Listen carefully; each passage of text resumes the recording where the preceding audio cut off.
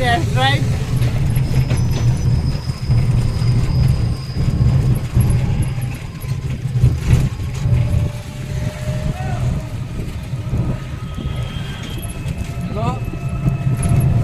ভাই